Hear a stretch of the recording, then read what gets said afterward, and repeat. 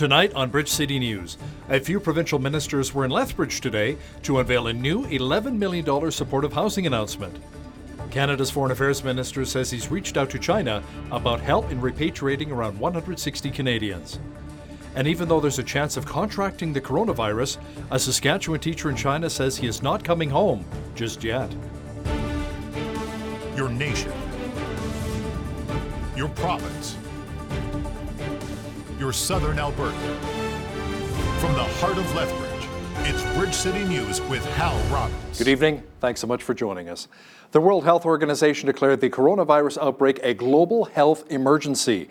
This reversed the group's decision a week ago to hold off on such a declaration. Since then, officials have said thousands of new cases have appeared in China. In total, more than 7,700 people have been infected in China, with 170 of them dying. In Canada, there are 3 confirmed cases, 2 in Toronto and 1 in Vancouver.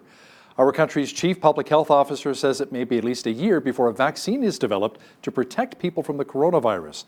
In the meantime, Dr. Theresa Tam says governments and public health authorities should plan on having to manage the outbreak. Canada's Foreign Affairs Minister, François-Philippe Champagne, says Ottawa has a plane preparing to fly Canadians out of the province in China at the center of the coronavirus outbreak.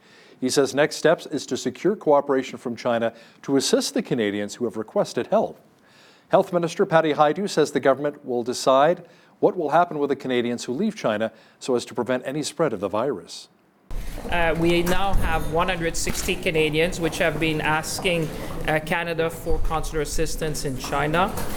We have secured a plane to repatriate Canadians who so wish to come back. Now the next step obviously is to work on the diplomatic front and the logistics obviously with our Chinese counterparts. We're engaging in discussion as we speak.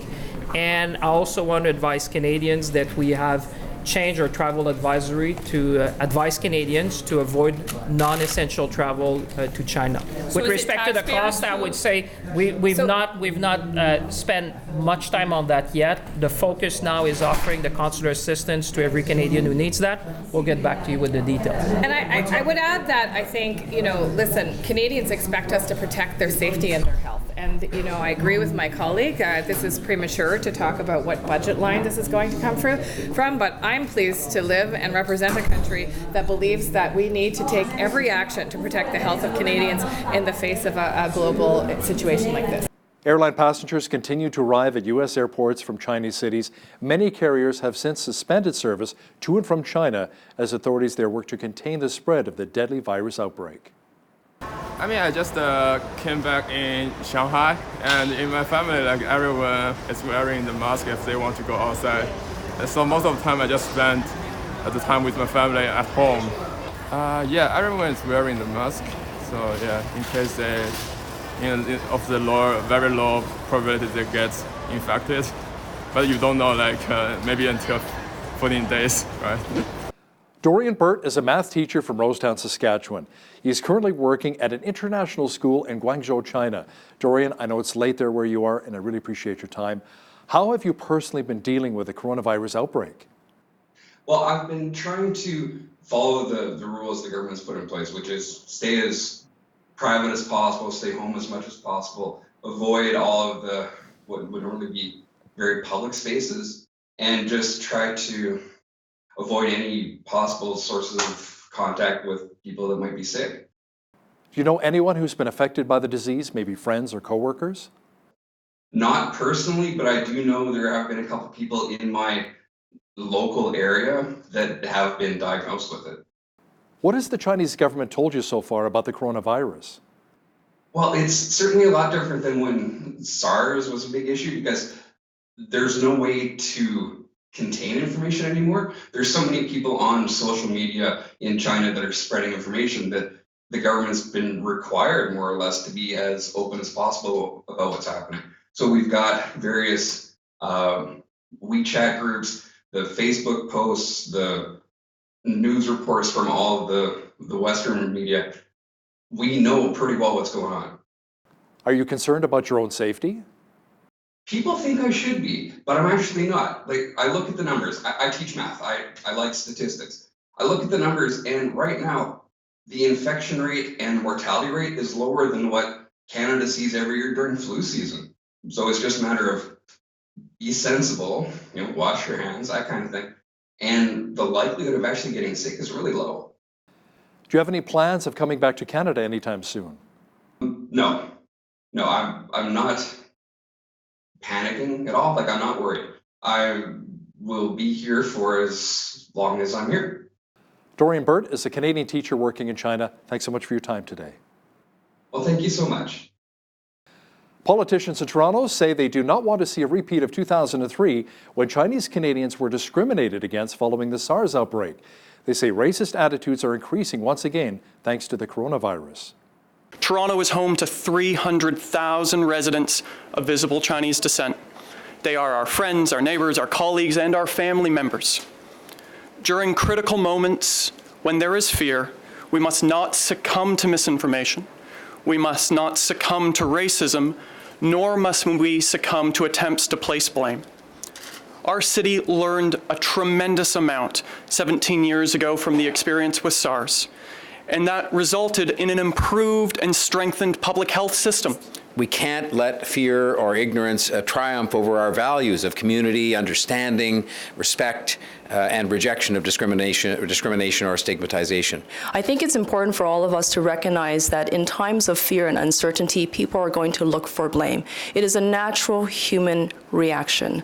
But at the same time, we want to not necessarily fall victim to that. The Alberta government announced an $11 million funding initiative today to help tackle homelessness in Lethbridge. Seniors and Housing Minister Josephine Pond made the announcement earlier today at Lethbridge City Hall. This is an exciting day in Lethbridge, and that our government so pleased in partnership with the Canada Mortgage and Housing and announced that $11 million in support the capital investment to support the 42 units for permanent supporting housing in Lethbridge. Wonderful to see that the City of Lethbridge will move forward and make progress on another pillar in the war on drugs. The fact that we will now have supported housing for those in need. It's certainly a first step. We expect this will accommodate about 40 people. We understand the caseload is about 145. We want to build on that relationship with the provincial government to make sure all vulnerable people in the City of Lethbridge receive the help and the support that they need. This is one of the primary objectives of Minister Pond's ministry right from day one. Like I said in earlier, that right in May, one of the very first trips she did around the province was to end up in Lethbridge to address this specific issue. And I've been speaking to her about it since then. Obviously, the previous administration was also looking towards this, and as the mayor said, over 6 years they've been working on it.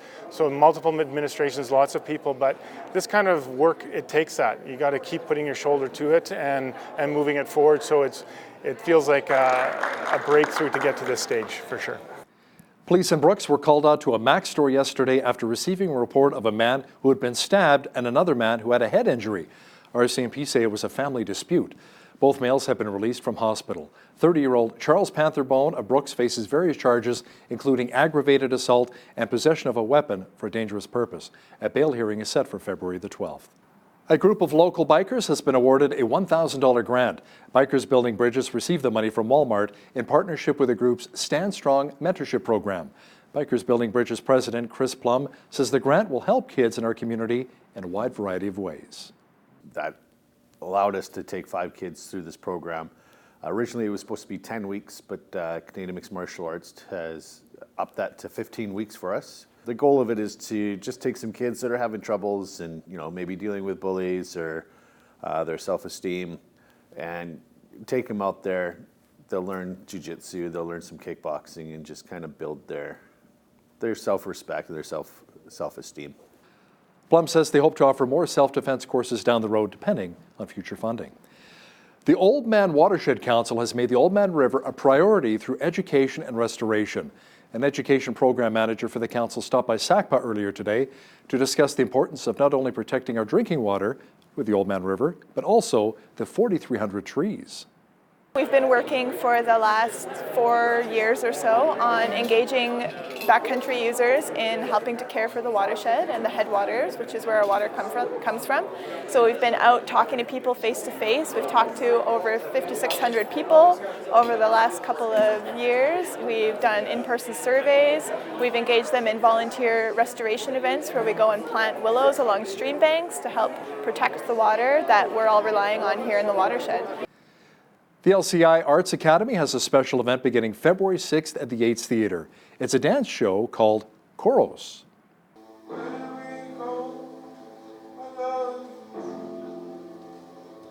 Choros is the name of our show, and it's the Greek word for song and dance.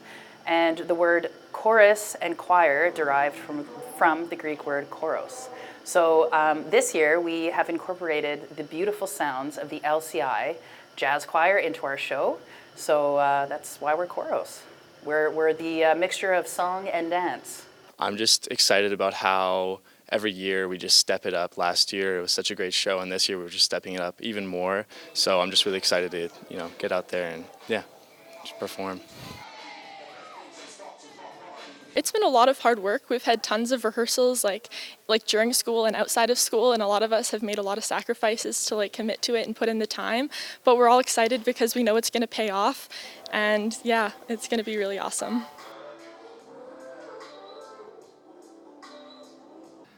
The Canadian Radio, Television and Telecommunications Commission would receive sweeping new powers if Ottawa adopts new recommendations in a panel's review of key laws. The review says the CRTC would get jurisdiction over all entities offering electronic communications in Canada, even if they do not have a place of business in our country. We propose several measures to safeguard against the growing and global threat of privacy breaches, the spread of harmful content, and the impact of big data on all dimensions of our lives, from the personal and professional to the public and political. At the same time, we have recommended enshrining the right to a free and open internet, one in which lawful content can be accessed from anywhere at any time. This recommendation is critical to ensuring freedom of speech and to sustaining a vibrant, healthy democracy. The panel also recommended that foreign media content suppliers collect GST on subscriptions in order to eliminate a disadvantage faced by Canadian competitors. Conservative leader Andrew Scheer asked Prime Minister Justin Trudeau why the government gave almost $50 million to boost MasterCard's presence in Vancouver with the launch of a $510 million cybersecurity center.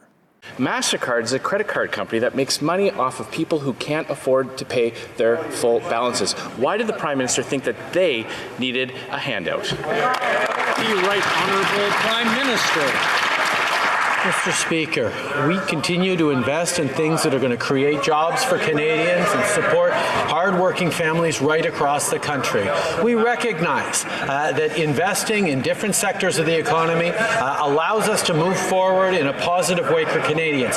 Everything this government does is focused on growing the middle class and helping people working hard to join it, like the tax cut we're moving forward with that is putting more money in the pockets of 20 million Canadians and lifting close to 1 million people off of the federal tax roll. These are the kinds of things that make a difference in people's lives. Tory leadership hopeful Aaron O'Toole was in Calgary recently campaigning for this launch. The Alberta correspondent for the National Post, Tyler Dawson, had a chance to catch up and chat with Aaron O'Toole. He says Mr. O'Toole believes he's the best candidate available since he is the only true blue Conservative in the race. And he said, quite clearly that he thinks Peter MacKay is a red Tory. He will turn the party into the Liberal Party light, is what Aaron O'Toole said. And he thinks that the Conservative Party should pick him as a conservative, principled conservative who thinks that Conservatives can win by having conservative ideas on everything from healthcare to defense, foreign policy, all these sorts of things. Tyler will also have details about changes to the Alberta Seniors Drug Benefit Program. That's coming up in the second half of our show. U.S. President Donald Trump signed the new USMCA trade agreement, a major rewrite of the trade rules with both Canada and Mexico. The USMCA is the largest, fairest, most balanced and modern trade agreement ever achieved. There's never been anything like it. Other countries are now looking at it, but there can't be a border like that because, believe it or not, that is by far the biggest border anywhere in the world in terms of economy, in terms of people. There's nothing even close. This is a colossal victory for our farmers, ranchers, energy workers, factory workers, and American workers in all 50 states. And you could almost say beyond, because it's all beyond. This is all over the world, even though it's at one beautiful border. Canada has yet to ratify the new trade agreement. Prime Minister Justin Trudeau says Canadians also understand the importance of the New Deal. Now that Parliament has resumed, the signing is a top priority. U.S. federal agents raided a Philippines-based church in Los Angeles yesterday. It was in connection with a human trafficking investigation that led to arrests of 3 church leaders and what prosecutors said was a scheme to trick followers into raising money. Telling people in the Philippines, victims, to come over. They thought maybe they would be conducting concerts, things like that. And then when they got here, they would take their passports from them. They would force them to solicit funds. They don't believe in many cases that they're able to escape. They believe that once their passport is taken or their visas are taken from them, that they have no status here. I believe $20 million we've at least established at this point has been sent to the Philippines, and most of that money we believe has gone to the lavish lifestyles of the leaders of this organization. 3 years ago, a gunman opened fire at a church in Sutherland Springs, Texas, killing 26 people and injuring 20 others. It would have been even worse had Stephen Williford not been there. Stephen is the man who took out the gunman. Stephen says since that day, legislation has been passed in Texas allowing security to have guns. He says where he is, it's important for parishioners to be protected. Killing stops when a second gun shows up to the scene. And it takes someone else to stop it.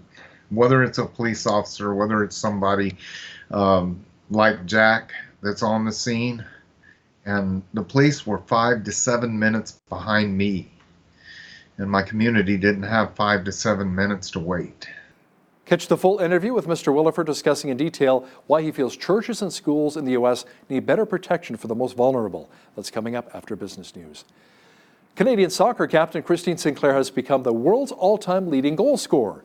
She notched goals number 184 and 185 and an 11-0 beating of St. Kitts yesterday at the CONCACAF Women's Olympic qualifying event. Sinclair says she is now focused on improving ahead of the Olympics.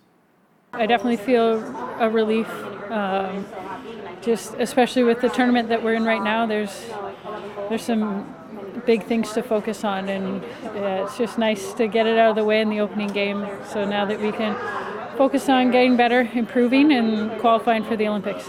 So before the game, Dree told me she's got me. So I just saw Dree breaking down the right side, and she saw me cross it perfectly, and all I could think of is just don't miss the net, but luckily I didn't. Congratulations going out to Christine Sinclair, the world's all-time leading goal scorer. It was a great day to take a soccer ball out and kick it around today. It felt like spring, didn't it? We should be hitting double-digit temperatures very soon. Full weather details are coming up. It was another mild day in southwestern Alberta. If you think it's warm now, wait until tomorrow and Saturday. Jeanette Roche is here now with a look at the weather. Jeanette, over the next couple of days, it'll feel even more like spring. Yeah, that's for sure. And what a beautiful day it was today as well. We reached a high of 9 degrees. 3 degrees is the low overnight. And into tomorrow, look at that. We're going to be seeing some double digits again as we climb up to 12 degrees, 10 degrees only the low. So we know we're going to have a beautiful day. Could be some windy conditions though, with gusts up to 70 kilometers per hour. 13 degrees is the high on Saturday, and lots of sunshine for Sunday with a mix of windy conditions there. 0 is the high. -5, we're going to sink down into the minuses again for Monday, and then climb back up to the pluses for Tuesday with a high of 5 degrees, and 9 degrees is expected for Wednesday. Mostly sunny skies next week too. Now, the average highs and lows for this time of year, -1 being the high, -13 the low. The highest temperature on this day was recorded back in 1962. It was 15 degrees. And the lowest temperature on record was -39. That was in 1969. The sun rose this morning at 8:08 a.m. and it set this evening at 5:22 p.m. Now, looking across the nation into tomorrow's highs, Lots of showers expected once again on the west coast. Victoria's high 10 degrees, 8 degrees expected up in Vancouver. Edmonton's high 3 degrees with lots of sunshine, and a high of 6 degrees expected over in Calgary. Over into Saskatchewan. Regina dissipating on the snow a little bit with the high of 3 degrees. It's still snowing in Saskatoon tomorrow. 2 degrees is the high. And Winnipeg is also expecting some flurries tomorrow with a high of -3. Into Toronto, flurries expected in Toronto as well. 0 degrees. Ottawa, -5. They should see some flurries as well. Lots of sunshine though in Montreal with a high of -6. Lots of sunny skies also anticipated in the Maritimes tomorrow as Fredericton will reach a high of -1. 3 degrees expected in Halifax, and -4 is the high for Charlottetown tomorrow. St. John's, though, they're not going to see the sun. They're going to see lots of clouds and a chance of snow there as well with a high of -5. There you go. That is your forecast. Spending in the Canadian oil and gas sector is expected to increase this year after declines over the past 4 years. The Canadian Association of Petroleum Producers is forecasting investment in the upstream energy sector will total about $37 billion this year. That is up $2 billion, or 6% from last year, but still less than half of the $81 billion invested in 2014. That was the year that oil prices plummeted. The group credits Alberta's move to slash corporate taxes, along with growing optimism that new export pipeline capacity will be built. Fertilizer giant Mosaic says it is laying off more staff as it idles its potash mine north of Regina, Saskatchewan. The company says the decision will affect around 80 employees. In August, the company laid off 340 workers at the mine. Mosaic says wet spring weather in North America that disrupted the planting season and a delayed China contract were the reasons. The company says it will make up for the lost production by relying on its other mines. Beekeepers and cranberry producers in British Columbia will be receiving $2.7 million in support through a new program. Producers are looking for ways to produce more honey and cranberries, and the recent support from both the provincial and federal governments will allow for them to do that. One project in the Fraser Valley is aimed at creating an automated honey extraction information system to improve honey harvesting. The BC Cranberry Marketing Commission, meanwhile, is going to study pollination across different varieties of cranberries so they can increase cranberry yield through artificial pollination. The proposed friendly takeover of Cineplex by UK-based Cineworld Group received some influential backing. The movie theater chain says institutional shareholders Services and Glass, Lewis & Company are both recommending Cineplex shareholders vote in favor of the sale at a Toronto meeting in February. The Cineplex board of directors said it was unanimously backing the deal valued at $2.8 billion when it was announced last month. It would see Cineplex and its 165 movie theaters across Canada become part of Cineworld's global chain. Now, here's a look at today's markets. The TSX was down 21 points today to 17,490. The Dow was up almost 125 points on the day to 28,859. The S&P 500 was up 10 points to 3283. The Nasdaq was up almost 24 points to 9298. Oil was down 37 cents to 52.96 per barrel. Natural gas was down 3 cents to $1.83. Gold was unchanged at $15.7428 an ounce, and silver was also unchanged at $17.84 an ounce. Wheat is at $232 per metric ton, barley's at $236, canola's at $442, and corn is at $274 per metric ton. Live cattle were up 3 cents to $122.20, feeder cattle were up 35 cents to $142.53, lean hogs were down $3 to $63.25, and the Canadian dollar was up slightly on the day to 75.73 US.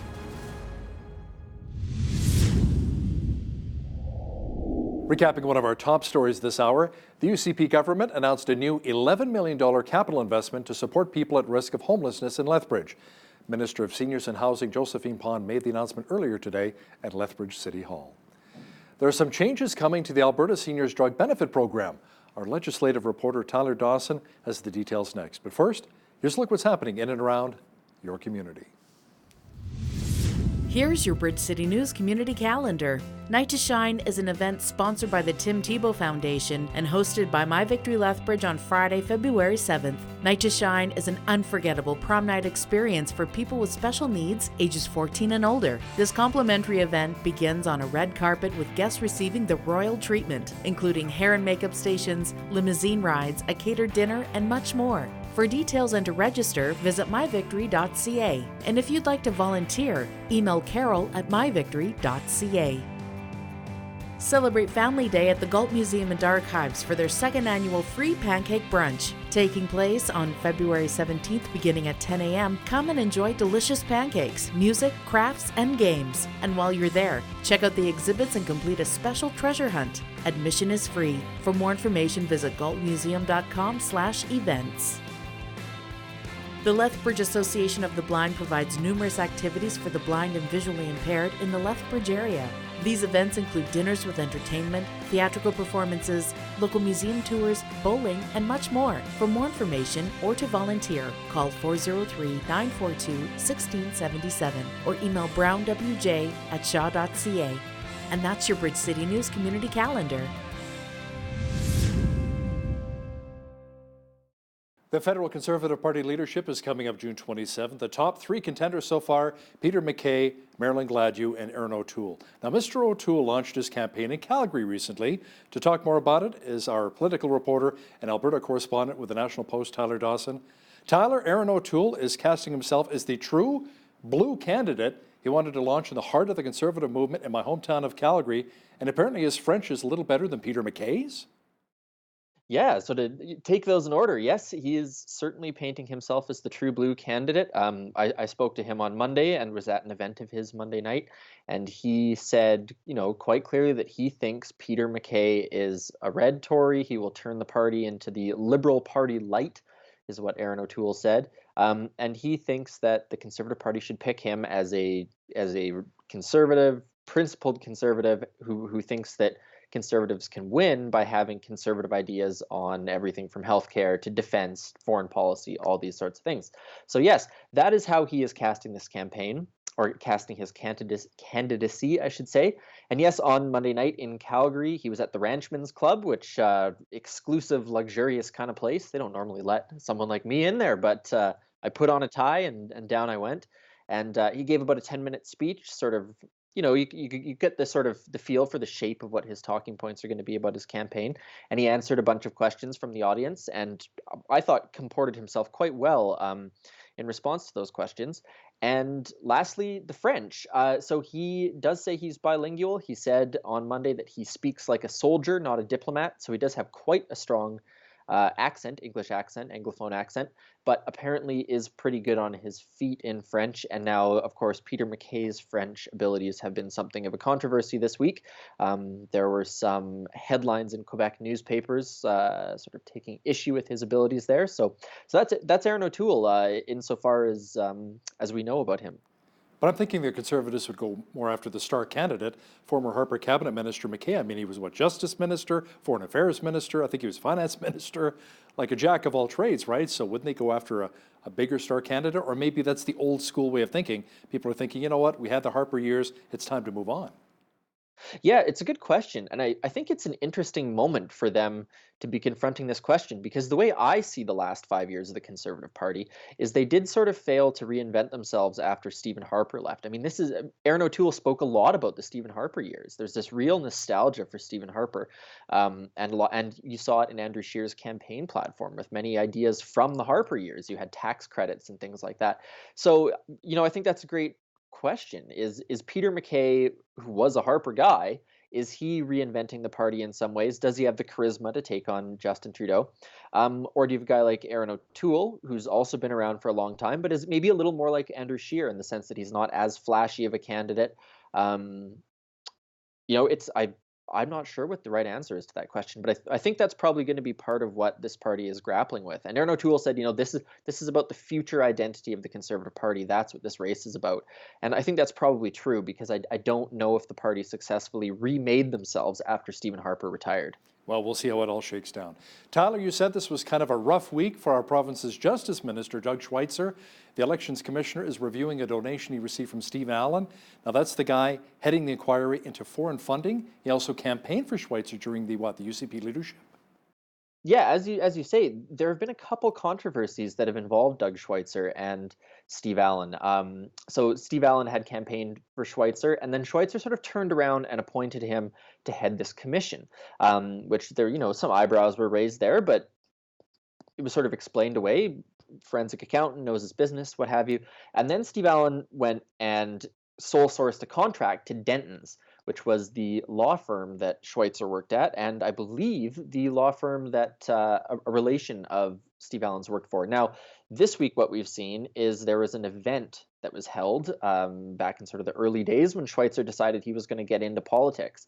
And Steve Allen put up some money and helped host that event, and there was no real record of this. And it sort of came out this week. So, the ethics commissioner is looking into this, and we won't necessarily know what the outcome of this is for some time, but it just sort of adds to this little drip of controversy that Schweitzer is facing, and add to the maybe short list of controversies the government's facing as well. And in some ways this is lucky timing, I would say, for Schweitzer, because the legislature isn't sitting right now, so you don't have every day Rachel Notley or someone standing up and pounding away on this issue in front of cameras and microphones. So a bit of a lucky break there maybe, but I don't doubt that this will continue to be an issue once the legislature resumes in a few weeks here.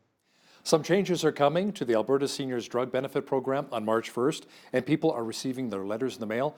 What will some of the changes look like?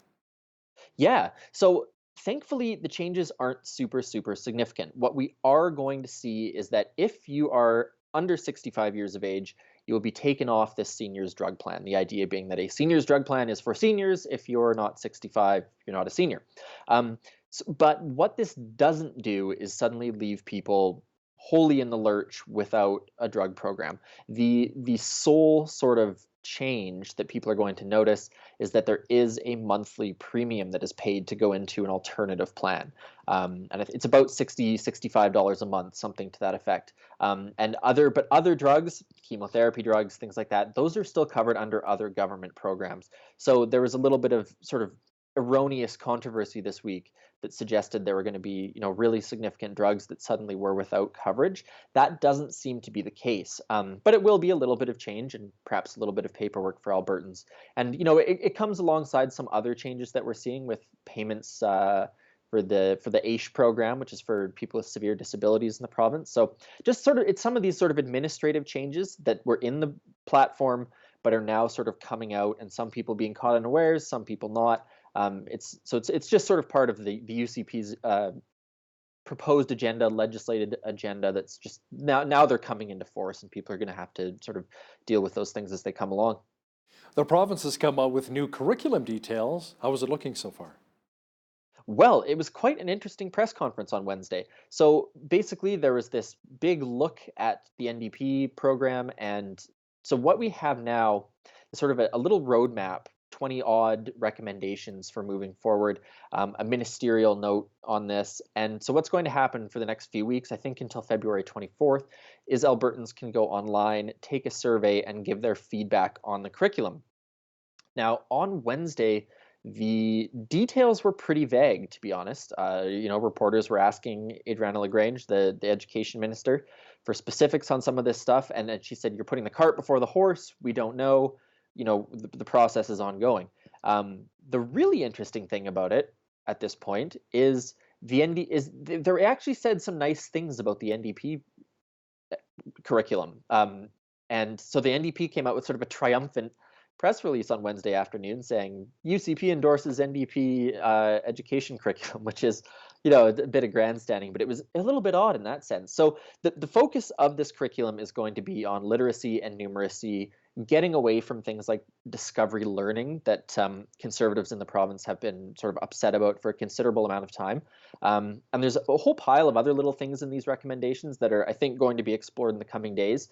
The one that just jumped out at me was that one of the recommendations is to break out a separate world history class in high school from the social studies program, suggesting that, a knowledge of international history is beneficial in, the world of tomorrow. And as someone who spent 4 years getting a history degree, I can't disagree with that. So, we will see how things go through the consultation, what this ends up in the curriculum rewrite. But, things are underway. Let me ask you something. Have you ever tried that discovery math? That's a Gosh, nightmare. I'm so bad at math, Hal, it might actually help me. Pull out the old calculator, right? Yeah, exactly. Teachers always said you wouldn't have a calculator with you always, and you know what? Believe it or not, right here. Tyler, Premier Kenney is putting pressure on the Trudeau government on the Teck oil sands mine near Fort McMurray. Cabinet is to decide whether or not the initiative will move ahead. Now, we're talking about a $21 billion project that could produce about 260,000 barrels per day. What's the holdup? Yeah, just a massive project, massive amounts of money, awful lot of oil coming out. So it's not entirely clear, I would say, what the holdup is. The new environment minister was sort of saying that cabinet has the power to defer this decision, to make this decision, to reject it, to approve it, whatever. And it seems to be part of this involves sort of looking at the government of Alberta's emissions plan. You'll recall the tier plan that was approved last year. So it could sort of just be that they are trying to negotiate, I think, at the federal level, their climate change commitments, their emissions reductions commitments, with approving this sort of mega project up in the oil sands. So Jason Kenney, of course, not super happy about this, saying the project has gone through all of its approvals over the years, all of its consultations. Should be time to go ahead. This should be a no-brainer. And of course, the federal government being, slightly intransigent on it, as they have been for a while. It seems unlikely to me, perhaps, that we'll see outright cancellation of this. But, if we look at TMX and these other projects that have been underway for a while here, a delay would be very much normal, I think. The Fair Deal panel wrapped up earlier this week in Airdrie. That means by the end of March, it'll have recommendations to the government about which policies it wants to implement. Yes, indeed. So, gosh, it feels like we talk every time we do this about all the panels, panel this, panel that, consultation. There's all these, they have a lot of balls in the air right now. And yes, so this was the one that was announced sort of late-ish last year that was looking at getting a better deal within Confederation. These are things like equalization, having a provincial police force, a provincial pension plan, what have you. Some of those Fair Deal panels have sort of devolved into separatist complaining. Others have not. There have been, it seems, in all of them, some people who've expressed, considerable support for staying in Canada and things like that. So what they're going to report back to the government on their findings from these panels, and the government's going to decide sort of whether or not they want to pursue any of them. And some of the ones that they could pursue, they would be putting to a referendum.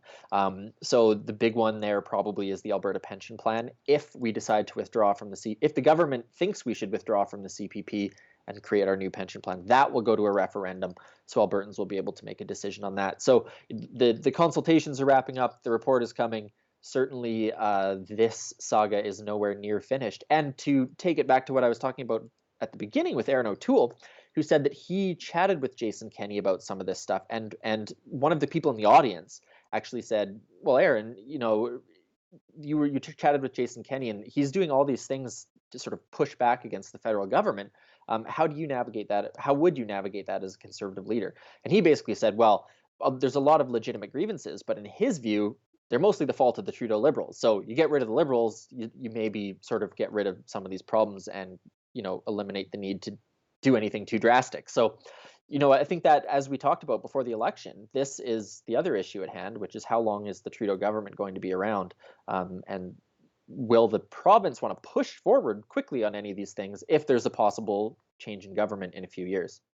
The telephone budget town halls have wrapped up. Tyler, Albertans can continue to submit comments online until February 7th. Now, what's the government hoping to achieve with these telephone town halls?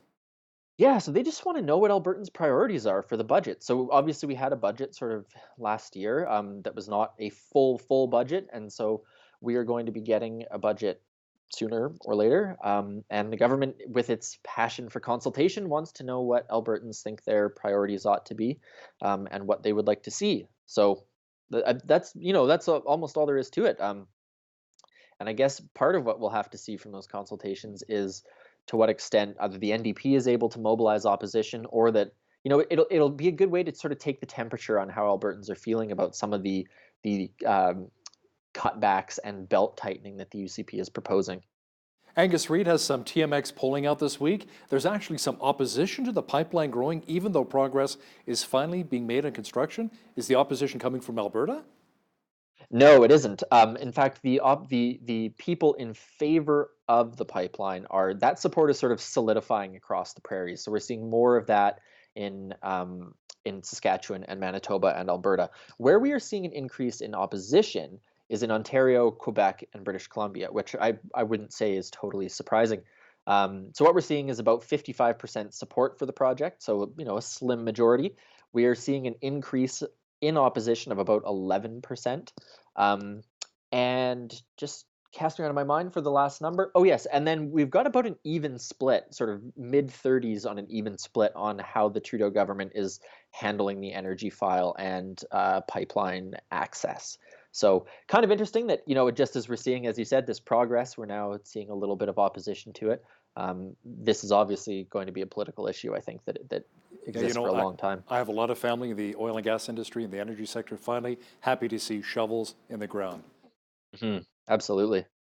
The Alberta correspondent with the National Post, Tyler Dawson, thanks again for joining me from Edmonton.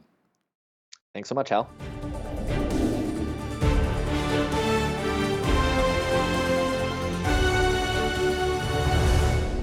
Many of you will probably remember the shocking story in 2017 when a gunman entered the First Baptist Church in Sutherland Springs, Texas, and opened fire.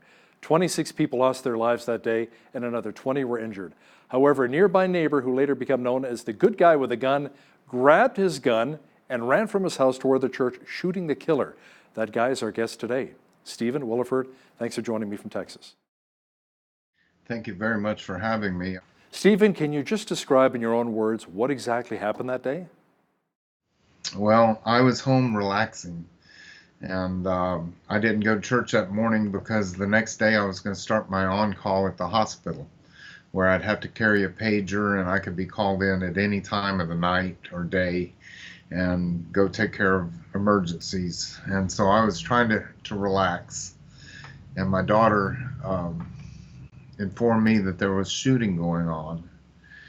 And when I realized it was shooting, it was gunfire, I ran to my safe and I got out my rifle, an AR-15, and grabbed some ammunition and started sticking it into a magazine. And my daughter came in and she said, "Dad, there's someone in black tactical gear shooting up the church."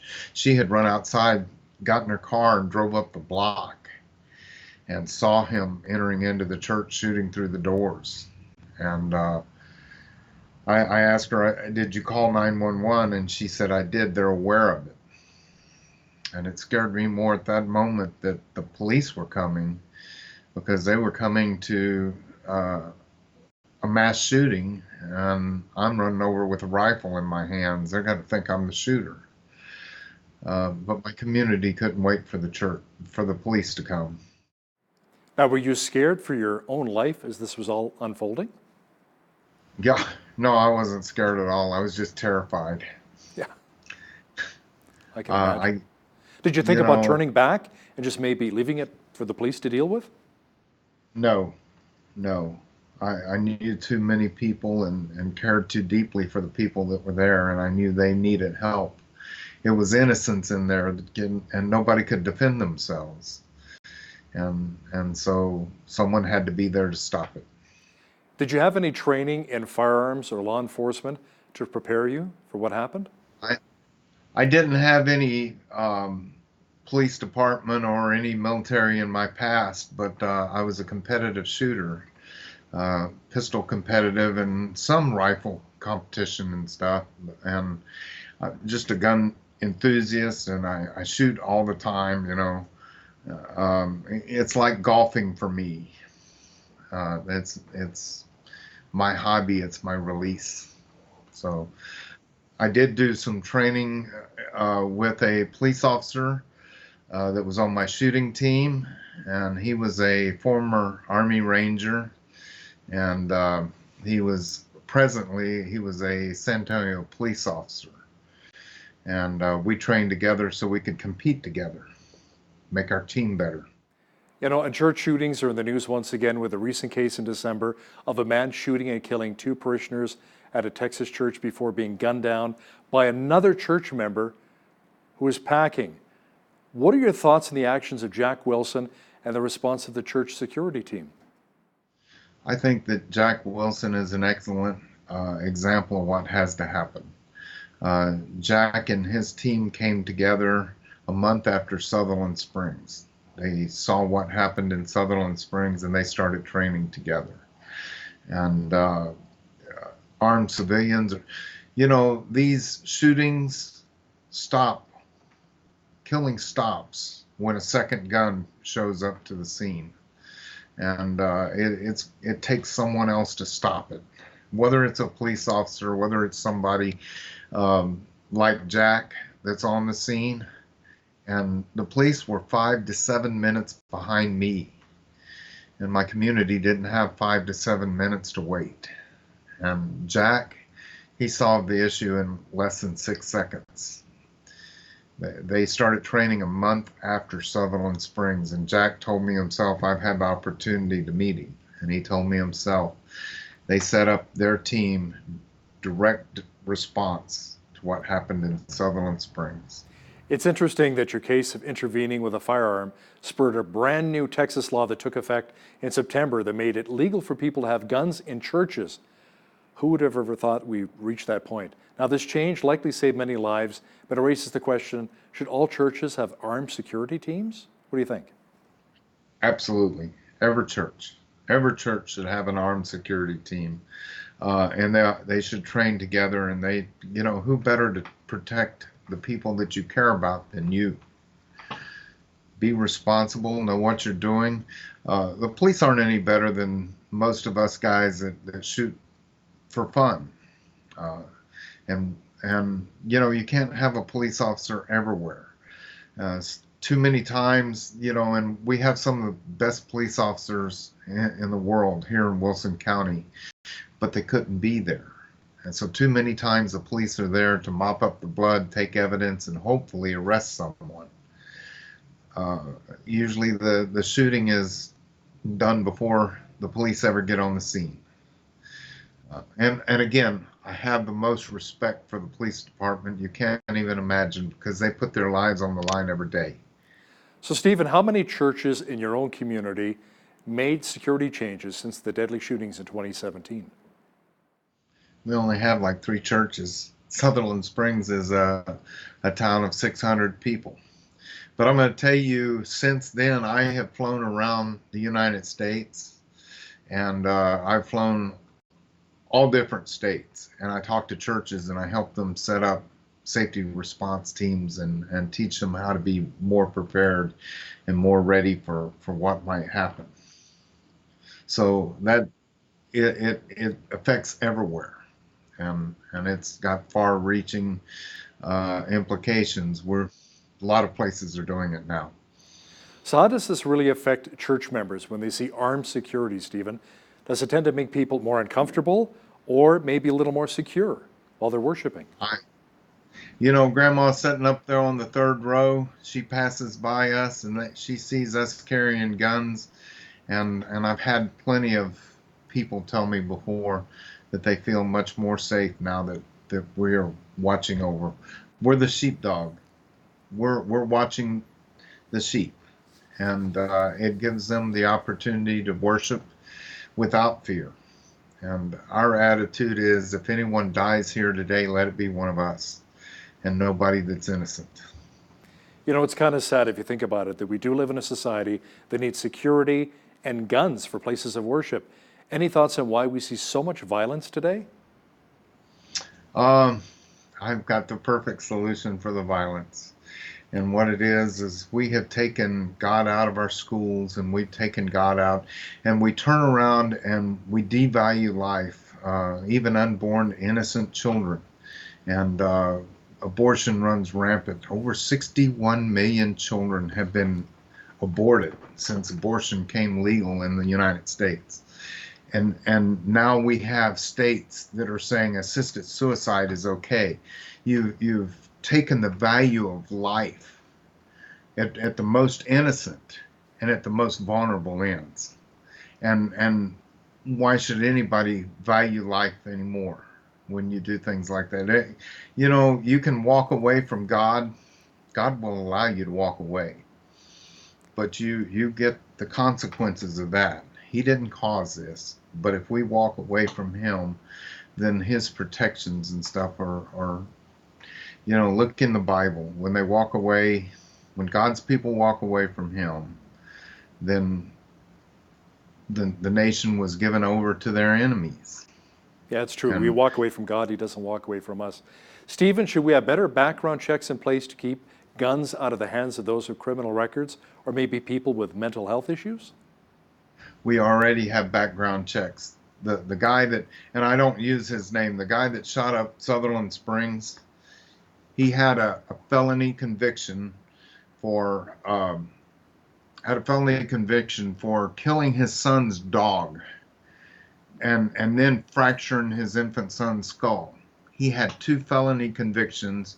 He spent time in a mental institution where he escaped, and then the Air Force discharged him with a dishonorable discharge.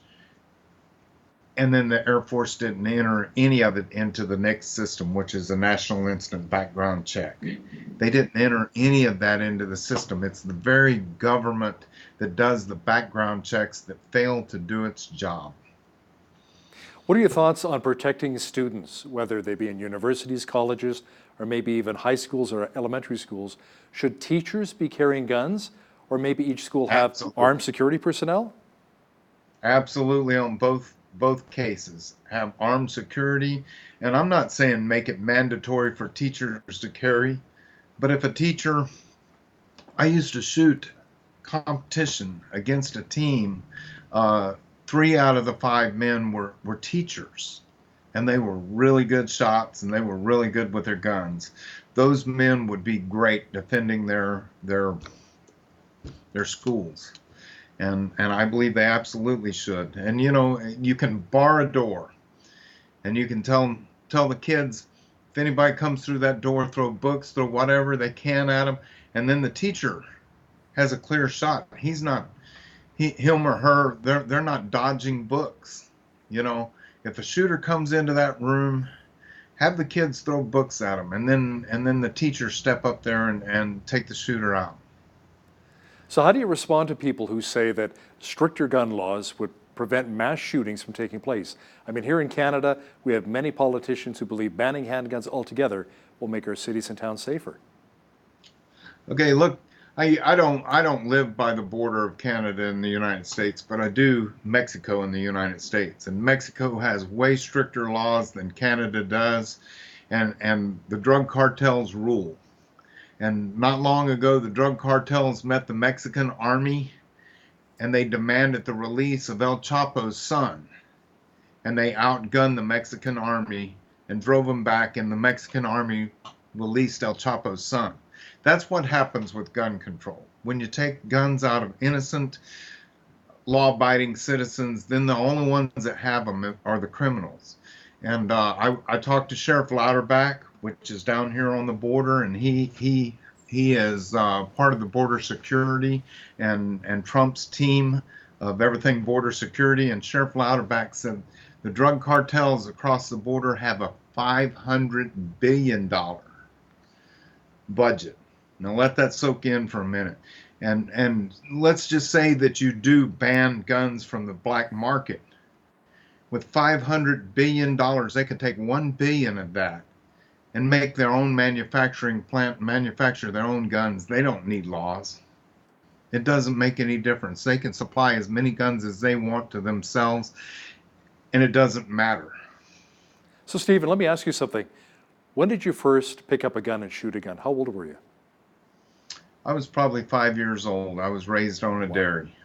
Wow. And my father taught me how to shoot a .22 and to, I shot metal cans back then. It wasn't aluminum. And I shot cans and stuff until I got good at it. And then I carried a gun with me whenever I would work the cattle or whatever to take care of predators that were living off of our livestock and stuff. The coyotes that were coming in for the chickens or whatever. And I hunted rabbits for food and deer.